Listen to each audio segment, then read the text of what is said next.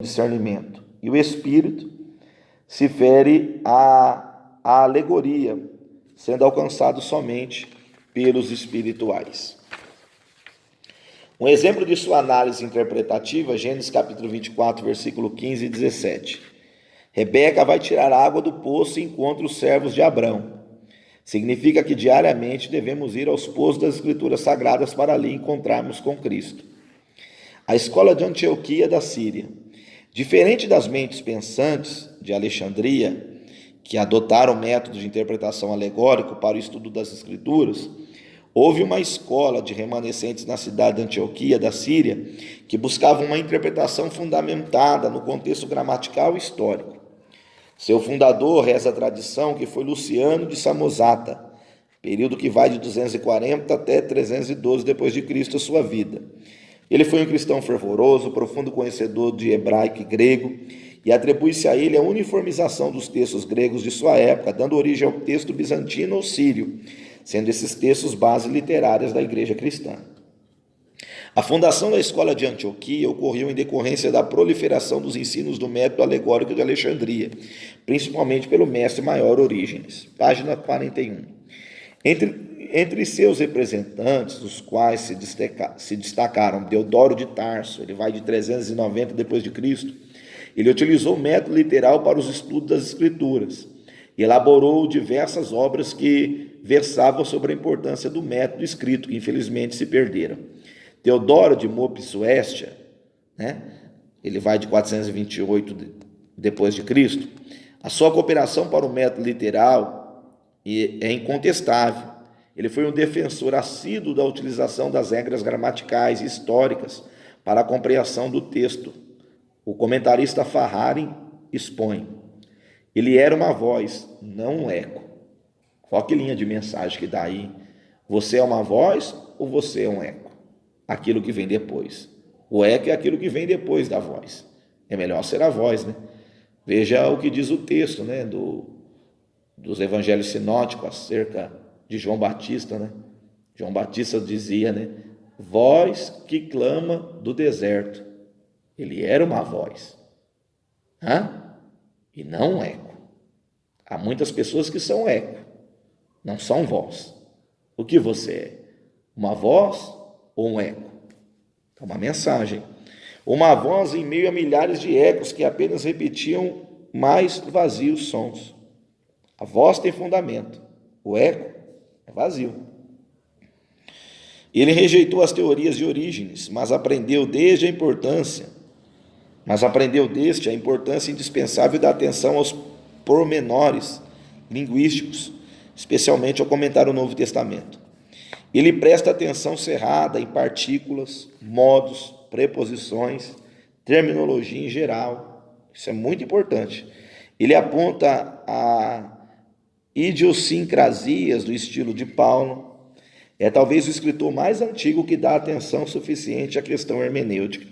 Então, tem grande importância, Como exemplo, em suas introduções às epístolas de Efésios e Colossenses. Virando a página. Seu mérito maior é a constante tentativa de estudar cada passagem como um todo, e não como um amontoado de textos desconexos. Ele primeiro considera a sequência de pensamento, depois examina a fraseologia e as orações independentes e, por fim, oferece uma exegese que muitas vezes é brilhantemente e aprofundamente sugestiva. Aí, isso daí está no comentário do Pentecoste de Apu de Rafar, na página 213. Em relação a algum modelo de interpretação dos mestres de Antioquia, Augusto Nicodemos ele disserta: Teodoro de Mopsuestia é provavelmente o intérprete que seguiu mais rigidamente os princípios da interpretação da escola de Antioquia, quanto à abordagem cristológica do Antigo Testamento. Para ele, uma passagem no Antigo Testamento só pode ser considerada messiânica se for usada como tal no Novo Testamento. Meras alusões não são suficientes. Assim, passagens como o sacrifício de Isaac, que nunca são referidas no Novo Testamento como a Cristo, não são consideradas messiânicas. Nicodemos, página 6. Toda a história de interpretação literal tem como centro e concentração a escola de Antioquia da Síria, Seus mestres preservaram os fundamentos e ampliaram as regras da interpretação literal.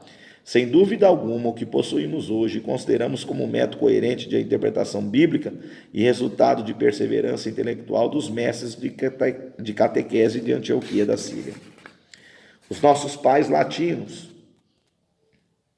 tem mais agora para nossa linha, né? Nas décadas futuras, o modelo de interpretação da escola de Antioquia continuará ecoando na mente dos grandes hermeneutas da história. Sendo assim, suas regras foram seguidas. Não obstante a aprovação do modelo, houve uma relevante contribuição na reformulação das regras proveniente dos pais latinos, dos quais 3 queremos destacar. Primeiro, Tertuliano. Ele vai de 160 até 220 d.C. Oriundo da cidade colonizada por Roma, Cartago, atual Tunísia, nos dias atuais, formado em direito, Tertuliano ele exerceu atividade em Roma. Quando então converteu ao cristianismo, sua manutenção na igreja foi meteórica. Decolou, né? Depois de 5 anos aderiu ao movimento montanista. No entanto, seu desligamento da igreja oficial não influenciaram em seus, abre aspas aí, virando a página, em seus escritos. Seus métodos repousavam sobre a perspectiva de que os textos sagrados devem ser interpretados de forma histórica e gramatical, uma vez que a alegoria procura os sentidos além do literal e o seu relato na história. Outro aí, homem de peso aí na hermenêutica bíblica, Jerônimo, cai na prova, de 347 até 420 d.C. Nasceu na cidade da Dalmácia, se converteu após ter uma visão que lhe imputava a responsabilidade dos estudos das escrituras sagradas. Sua obediência ao chamado lhe concedeu o título de doutor da igreja. Que peso, hein? Após se aplicar incansavelmente aos estudos da língua original das escrituras sagradas e abandonar o método alegórico que seguia de Orígenes, pôde traduzir os escritos gregos para o latim, que recebeu o nome de Vulgata, que é mais conhecida a Vulgata Latina. Bom, isso é importantíssimo demais, tá? Transcrever os textos gregos para o latim ajudou muito João Ferreira de Almeida, tá bom? No futuro, né? Isso graças a Jerônimo. Agostinho de Hipona, ou de Hipona, né? 354 até 430 d.C., considerado um gênio em sua época, tinha formação filosófica no maniqueísmo e no platonismo. Após sua conversão, se aprimorou nos estudos da interpretação bíblica, em uma abordagem filosófica e teológica. Como resultado, sua interpretação e suas regras se estabeleceu em uma, página 45 aí, espécie de dualismo, contendo regras alegóricas e literais. O intérprete deve possuir fé cristã autêntica. Segundo, anote isso daí, deve-se considerar o significado literal e histórico da escritura. Terceiro, a escritura tem mais que um significado, portanto, o método alegórico é adequado. A significado dos números bíblicos, sempre na numerologia bíblica aí, preste atenção. O Antigo Testamento é documento cristão, porque Cristo está retratado nele no princípio ao fim. Sexto, compete ao expositor entender o que o autor pretendia dizer. Você que vai expor o texto, tá? Você tem que entender o que o autor do texto queria dizer. E não introduzir no texto o significado que ele, você, o expositor, quer dizer. Sétimo, o intérprete deve consultar o verdadeiro credo ortodoxo. Oitavo, um versículo deve ser estudado em seu contexto e não de forma isolada nos versículos que o cercam. Nono, se o significado de um texto é obscuro, nada na passagem pode constituir-se matéria de fé ortodoxa. Se o texto é obscuro, então não pode ter uma ortodoxia aí baseada, fundamentada nesse texto. Décimo, o Espírito Santo não toma o lugar do aprendizado necessário para se entender a Escritura Sagrada. Está entendendo? O Espírito Santo ele não vai tomar lugar no aprendizado para você entender o texto. Depende exclusivamente de você. Então, abra a mente aí, virando a página. O intérprete deve conhecer o hebraico, o grego, geografia e outros assuntos. Hoje nós temos aí alta tecnologia aí, tá bom? Você pode aí aprender qualquer contexto e texto de qualquer palavra, só clicando aí em seu aparelho aí, celular, em seu tablet, seu computador, tá bom? Num bom livro. Hoje é mais fácil. Na época de Jerônimo, tá? Não foi fácil, não. De Agostinho de Hipona, hoje está muito mais fácil. 11º, a passagem obscura deve dar preferência à passagem clara. O expositor deve levar em consideração que a revelação é progressiva. Dia após dia, mediante o texto que você está examinando, estudando, mais revelações você vai ter acerca dele. Está entendendo?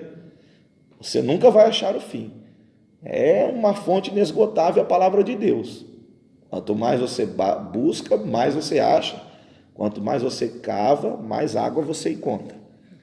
Embora Agostinho tenha cooperado de modo formal em suas pesquisas no campo da interpretação bíblica, na prática, seus princípios que se inclinam para o método literal foram de forma radical abandonados, prevalecendo a alegoria excessiva em suas obras.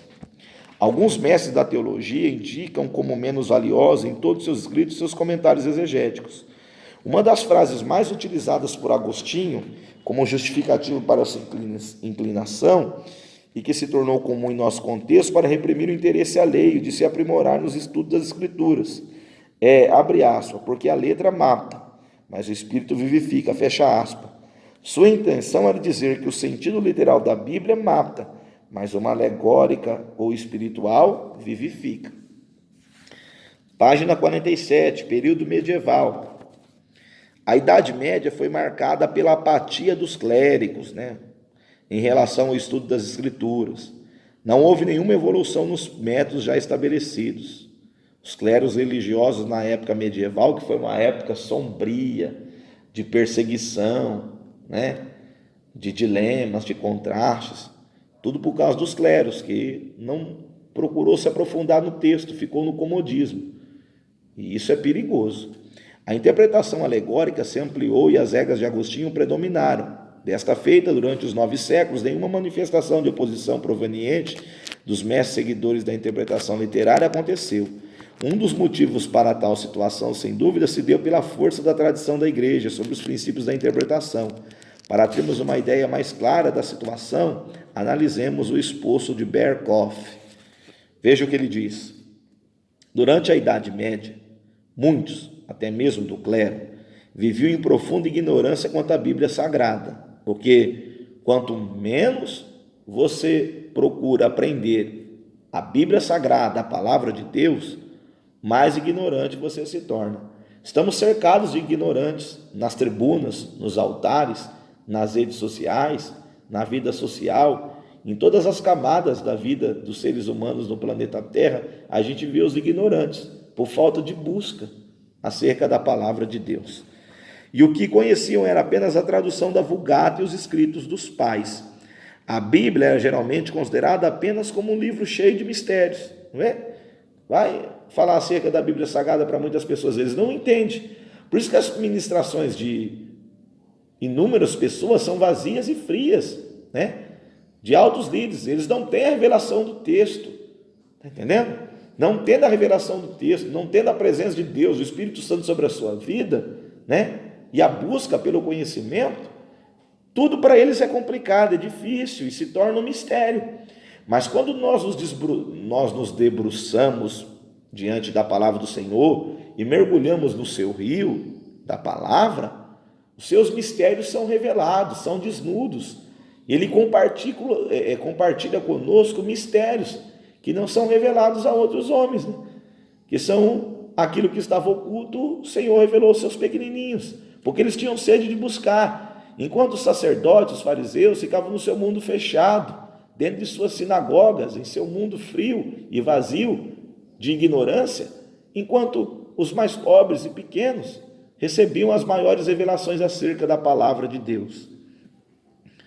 Nesse período, o sentido quadruplo da escritura, literal, antropológico, alegórico e analógico, eram geralmente aceitos, e o princípio que a interpretação da Bíblia tinha que se adaptar à tradição e à doutrina da igreja tornou-se estabelecido.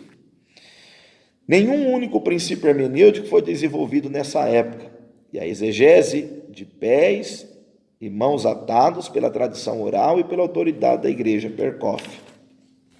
Página 20.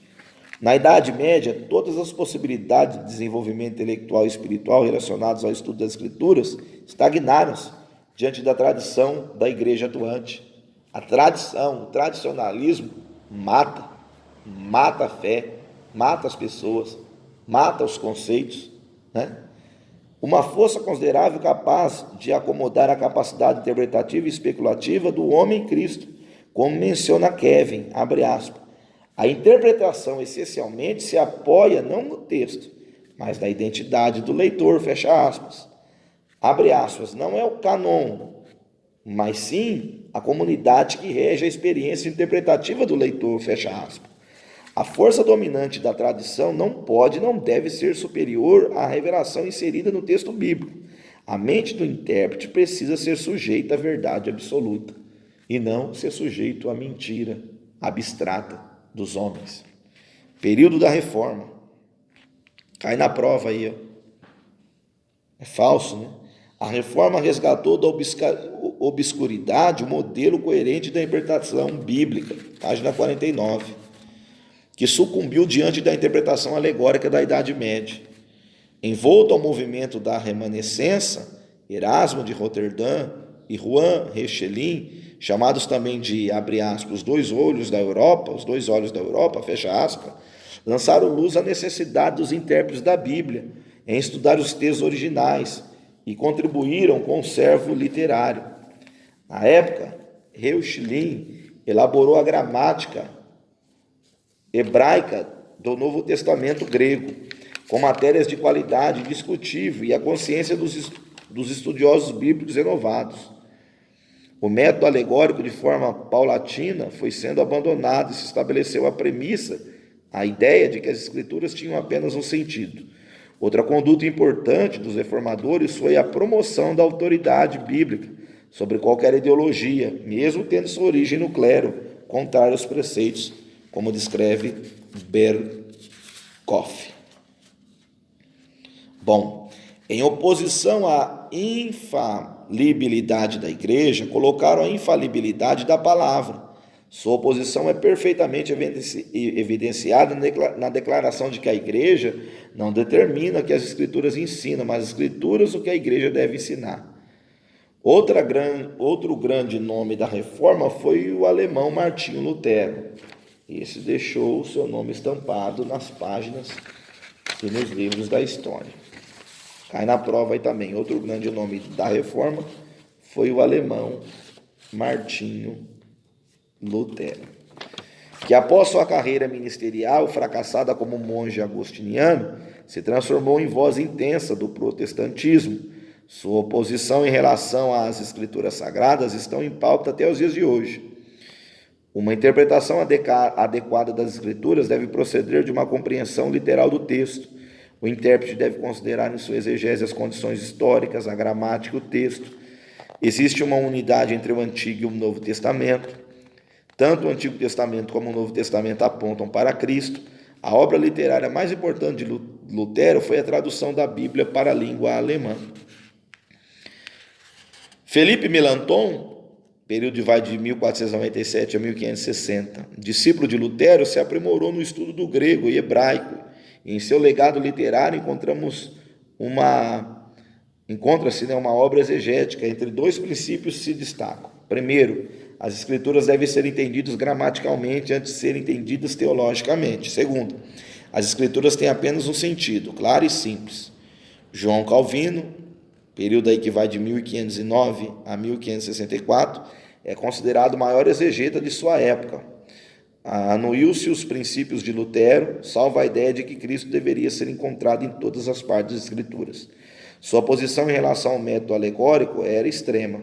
Dizia que era uma artimanha de Satanás para ocultar o sentido real da Escritura. Além de defender a sentença de que, abre aspas, a Escritura interpreta a Escritura, fecha aspas, ele enfatizou a importância do estudo contextual, gramatical das passagens paralelas, em lugar de trazer para o texto o significado do próprio intérprete. Sobre Calvino e suas obras, White cita: Calvino afirma sua posição e muito claramente. No comentário a Gálatas ele escreve, abre aspas, saibamos, portanto, que o verdadeiro sentido das Escrituras é o sentido natural e evidente, abracemo-no e permanecemos nele absolutamente, fecha aspas. O prefácio de Romanos, Calvino diz, abre aspas, A primeira ocupação de um intérprete é permitir que seu autor diga o que quer dizer, em vez de atribuir ao autor o que pensa do que deve dizer. Fecha aspas. Pentecoste, página 57. Os métodos estabelecidos pelos reformadores remontam às normas de interpretação patrísticas, que por sua vez procede dos ensinos do Mestre Jesus, seguido pelos seus discípulos. Esses princípios formam os fundamentos da interpretação ortodoxa em exercício nos dias odiernos. Período pós-reforma, hermenêutica moderna. O período pós-reforma é apresentado por dois fenômenos relacionados à interpretação bíblica. O primeiro, abre aspas, pietismo, tem como principal mentor Philip Jacob Spener, 1635 a 1705, nascimento e morte. Além de ser conhecido como erudito, linguista e exegeta, ele buscou aplicar seu conhecimento das escrituras da prática com projetos assistenciais e a organização do trabalho missionário.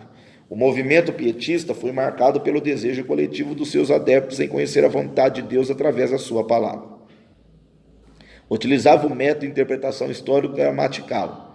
No entanto, como nota negativa, alguns pietistas abandonaram a forma clássica de interpretação e se voltaram para a ideia da necessidade de uma, abre aspas, luz interior, fecha aspas, ou, abre aspas, unção do santo, fecha aspas, para compreender a revelação. Em decorrência do ato, muitas interpretações contraditórias que feriam o interesse do autor foram expostas como vontade de Deus. Outro movimento foi o racionalismo, posição filosófica, que influenciou nos princípios da hermenêutica. Uma das máximas da igreja foi revogada, abre aspas, considerar a fé superior à revelação, fecha aspas. Era algo inválido. Adotou-se como princípio máximo a ideia de que a razão e não a revelação, virando a página, devia orientar nosso pensamento e ações. No campo da hermenêutica moderna, temos o movimento liberalista, que obteve influência do racionalismo filosófico. A imposição da razão como método da averiguação da Bíblia levou alguns estudiosos a dizer, abre aspas, várias partes da Escritura possuem conteúdo duvidoso, principalmente os eventos históricos, fecha aspas. Viu? Esse movimento aí liberalista, do liberalismo, que tem influência do racionalismo, criou aí, essas linhas de dúvida que tem pairado na mente de muitas pessoas. É mais ou menos assim, se realmente Jó existiu, se Jonas foi engolido realmente por um grande peixe, e assim por diante. Se o Mar Vermelho realmente abriu, tudo linha liberalista, oriunda do racionalismo. Outros estudos foram ao extremo e negaram completamente o caráter divino da inspiração. O cristianismo ortodoxo apresenta uma linha de pensamento coerente e resistente. Podemos resumir em todos os princípios que permearam a história da interpretação na visão do método literal. A sentença correta para a definição dos estudiosos da Bíblia ortodoxa é: a tarefa do intérprete de compreender mais plenamente o significado intencional do primitivo autor. Para tal objetivo, se deve aplicar aos estudos da história, da cultura, da língua e da compreensão teológica que cercam os leitores primários. Ainda na página 55, capítulo 5, métodos de interpretação. A interpretação ortodoxa, diante das considerações técnicas e históricas já expostas em telas, necessitamos encontrar uma forma coerente para fixarmos uma linha sistemática de interpretação, com o objetivo de alcançar uma melhor compreensão do texto bíblico. Sendo a hermenêutica a qual nós aprendemos a ciência e a arte da interpretação bíblica, a hermenêutica é isso, a arte da interpretação bíblica, temos como foco, como objetivo, interpretá-la. Tal objetivo, ele requer o quê? Uma análise dos textos bíblicos, aplicarmos as eventuais regras concernentes ao método de interpretação literal. No tocante ao entendimento subjetivo, se faz necessário a confirmação de algumas virtudes pessoais, convicção da inspiração plenária das Escrituras, como menciona Berkoff. Página 56, o que ele menciona? A Bíblia é divinamente inspirada. Esse é o grande princípio que controla a hermenêutica sagrada. Ele não pode ser ignorado impunemente. Qualquer teoria de interpretação que o desconsidere é fundamentalmente deficiente, não pode ser útil para o nosso entendimento da Bíblia como palavra de Deus. Berkoff, página 33. Outro fator predominante para o avanço do estudo das Escrituras é a fé autêntica do intérprete. Sem fé é impossível agradar a Deus. Então, não tem como. Se não tiver um coração cheio de fé, jamais você vai ser um intérprete autêntico, verdadeiro. Bom? Bom, somente com esta virtude é possível convencimento racional no momento da análise, pois muitas respostas alcançadas no texto sagrado por intermédio de uma metodologia correta não satisfaz os anseios construídos pela tradição ou pelas concepções pessoais. Se não é um coração cheio de fé, ele não vai acreditar naquilo que ele está lendo. Então ele vai se tornar apenas um ser frio e vazio, apenas o racional e saindo da espiritualidade. E a Bíblia, por detrás das letras, abre aspas, mortas, fecha aspas, as letras espirituais estão no pano de fundo dela. A desconstrução de crenças, teorias e valores morais subjetivos falaciosos nem sempre ocorre de forma tranquila. Somente a fé pura em Cristo Jesus, uma fé pura em Cristo Jesus, poderá sustentar o intérprete, você, nesse período de transição. Página 57, a interpretação histórico-cultural. A interpretação ou análise histórico-cultural tem como objetivo conhecer o ambiente histórico e cultural do autor e seus primitivos leitores. Ao ignorarmos os fatos históricos e culturais do texto bíblico, estamos nos distanciando da oportunidade de obtermos o conhecimento da realidade. Tá? Analisemos os exemplos a seguir. Gálatas 5,12. Tomar até se mutilasse o que vós incitam à rebeldia. Uma leitura comum revela um sentimento de ódio na expressão e considerando que os mestres a quem Paulo se refere são os discípulos de Jesus. Nós vamos ficando por aqui. Vamos à prova, né? Que é o que nos interessa.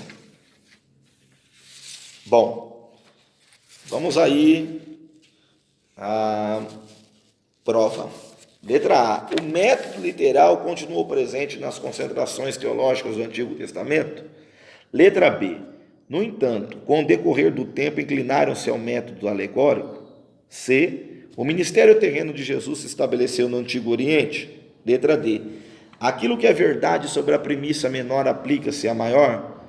Todas as alternativas estão corretas? E aí? Grifem aí. Segundo, assinale V para verdadeiro e F para falso. Letra A. Diante dos 613 mandamentos, existe a possibilidade de generalizações diversas? Letra B. Por analogia, esta regra deve ser aplicada a qualquer outra parte do rosto? Letra C. Uma passagem não pode ser tomada como uma declaração isolada? É sabido que os métodos utilizados pelo mestre Hillel foram ampliados? Letra E. Abre aspas. A interpretação Pescher, fecha aspas, não era particularidade das comunidades? 3. Podemos afirmar que, letra A, abre aspas, a interpretação alegórica, fecha aspas, consistirá de uma amplitude de ideias? Letra B. A interpretação alegórica teve a sua ascensão com o filho de Alexandria? Letra C. O mestre dos mestres trouxe em seus estudos um método único e coerente? Letra D. A interpretação bíblica sofreu sua maior alteração no período pós-apostólico? Letra E. Todas as afirmativas estão corretas. 4. Assinale as alternativas corretas. Letra A. Nasce em decorrência dos fatos a escola de Alexandria? Letra B.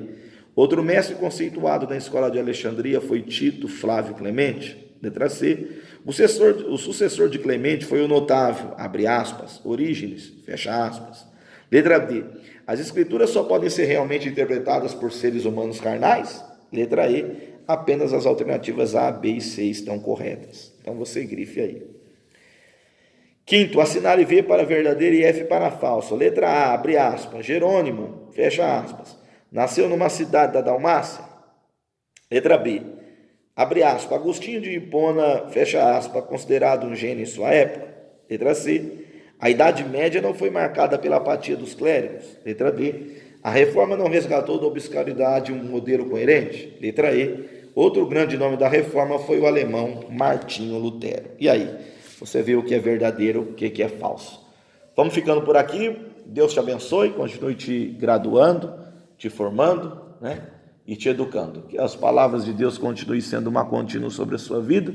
Que Deus te abençoe, te guarde, te fortaleça, tá bom? Se você quiser entrar em mais contato aí acerca da nossa FATENFIV, nossa Faculdade Teológica Ministério Fim Vem, é só entrar em contato conosco pelo telefone de contato 199-9571-4593. Repetindo, 199-9571-4593. FATENFIV, Faculdade Teológica, Ministério Fim Vem. Deus te abençoe.